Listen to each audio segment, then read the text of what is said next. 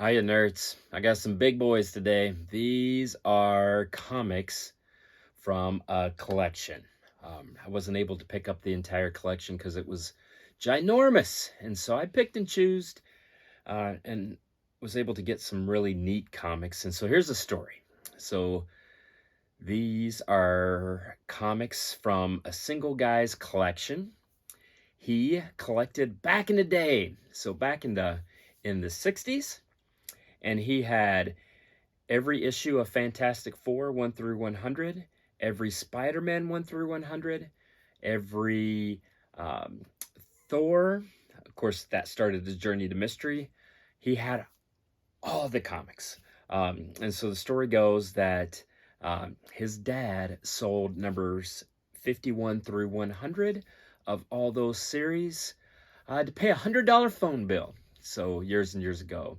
But luckily, he was left with the 1 through 50 of many of these and some assorted other titles. And so let's take a look at the ones that I was able to get for my collection.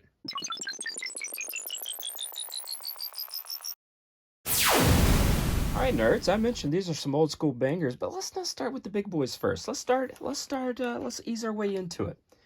So what we have here are Strange Tales. Strange Tales were fantastic comics.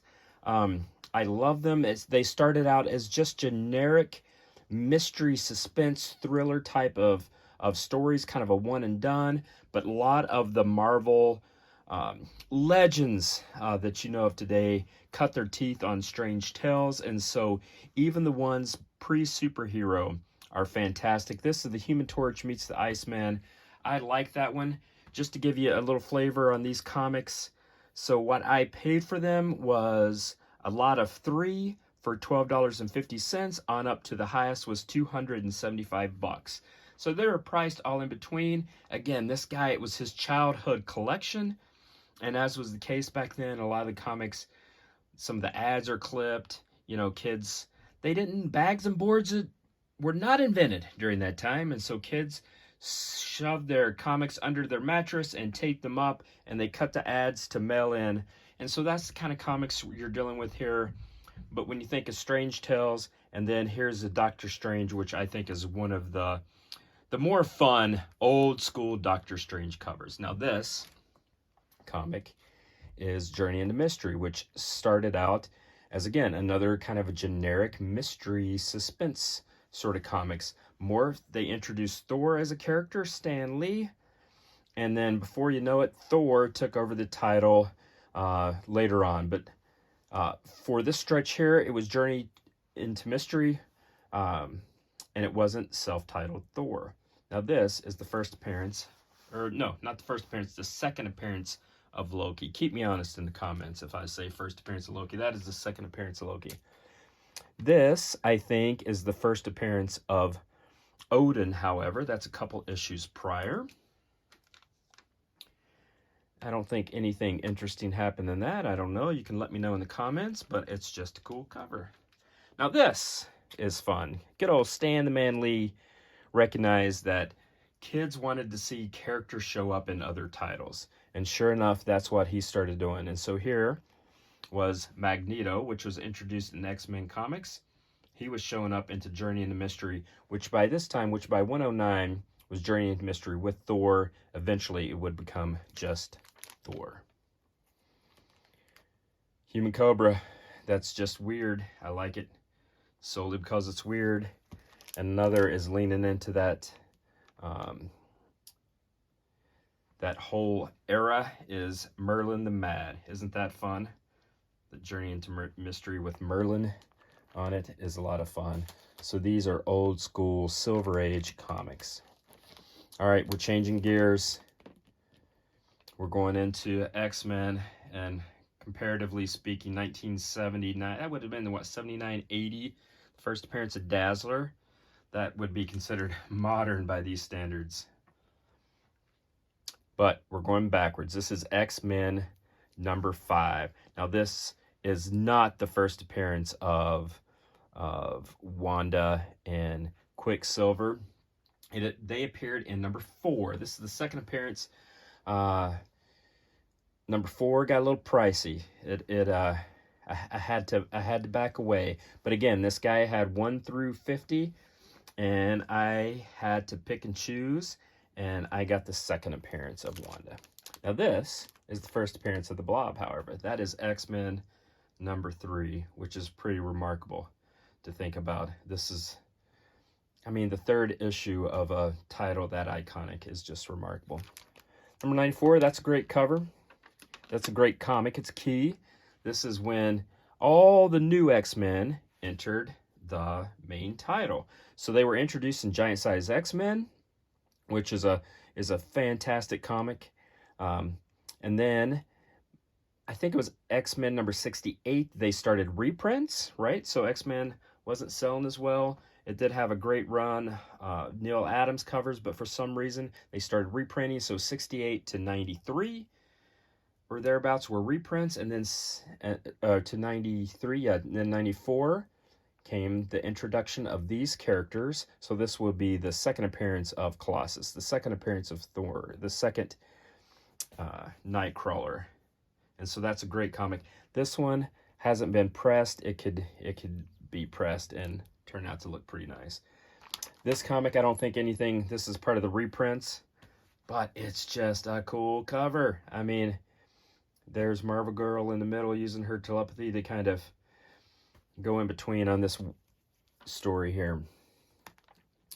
So maybe this is the last one before the reprints, or somewhere I get a little confused there. But at some point in this era, they started to reprint. But again, I just like that because it's a great cover.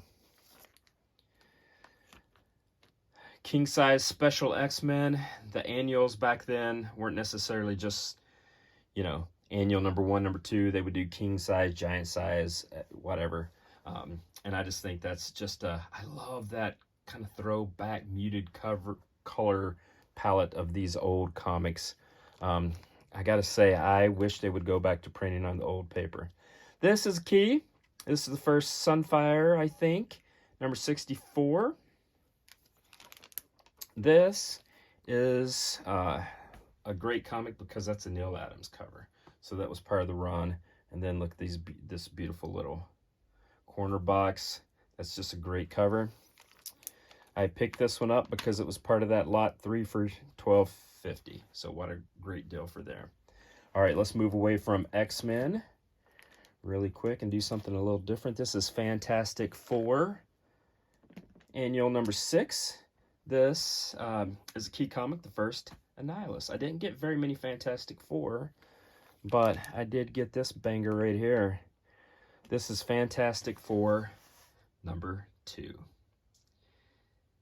It's amazing to just think, gosh, so close to Fantastic Four number 1. But again, this is the second appearance of the Fantastic Four. The first appearance of the Skrulls.